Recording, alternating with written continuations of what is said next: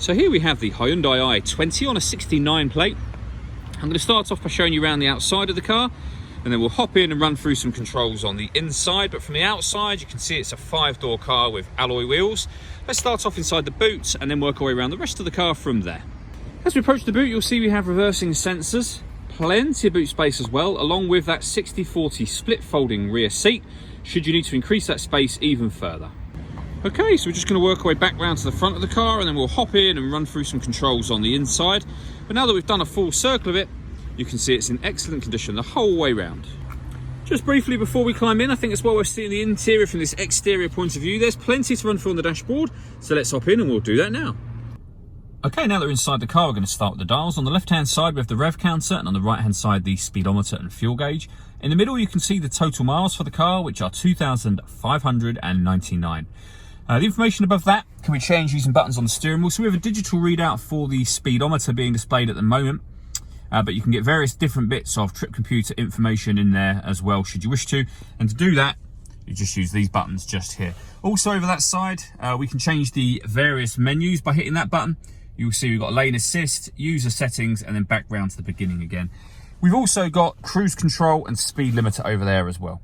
On the left-hand side, we have stereo controls, the ability to answer and end phone calls, and we have voice activation for the phone. So you can hit that button, ask it to dial anyone in your contacts list, and it will do that for you without you having to take your phone from your bag or pocket. That is, of course, once you paired it up, and that is done over on the central touchscreen just here. Either hit the phone button and then follow instructions on the screen, or hit all menus, and then you'll be able to scroll through various things, including phone.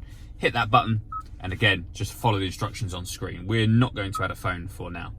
When it comes to music in this car, we have the radio, of course. First of all, you'll see we have DAB, FM and AM radio. If you listen to your own music, you can do. Just hit the media button. Nothing is connected or inserted at the moment, but you can listen to it via, and if we go back a couple of pages, you'll see you can listen to it via Android Auto or Apple CarPlay if you wish to. We have an auxiliary input. We've also got a USB input as well, and once you pair your phone, you'll be able to stream your music wirelessly via Bluetooth audio. If I pop the car into reverse, you'll see we have a full colour reversing camera with guidelines showing you what direction the car is headed in relation to the image that you see being projected up on that screen. Working our way down, we have the air conditioning. So on the left-hand side, we have the dial that determines the direction of the airflow. We then have the fan speed in the middle here, and the temperature over on the right. Air conditioning is on when that light shows, so off, or back on again. Or you can recirculate the air that's in the car. That's a great way of heating it up or cooling it down quickly, depending on the temperature you set on this dial, and you can turn that off very easily.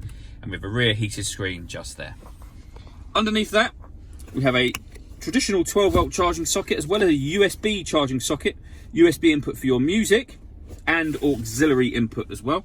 We have a 5-speed manual gearbox, and then finally these two buttons just here. This one turns off the parking sensors, and this one turns off the stop and start. This car is designed to cut out when it's stationary in traffic to save you fuel.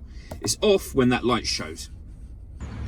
All that leaves me to say is thank you for taking the time to watch this video. If you'd like to come and see the car in person and have a test drive, please feel free to call any of our MJA sites. We'd love to hear from you soon.